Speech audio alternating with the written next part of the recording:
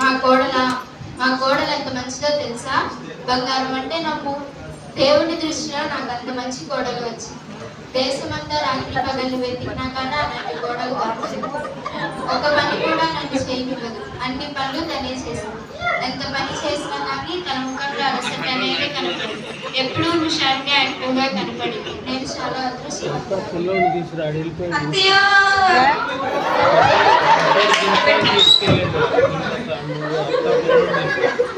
అత్తయ్య మీరు మంచి వాళ్ళు అత్తయ్య.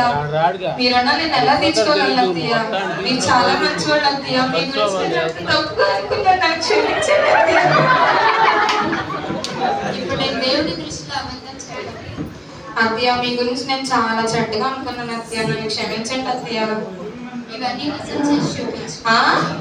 నిజం చేసి చూపించాలా? సరేలే అత్తయ్య.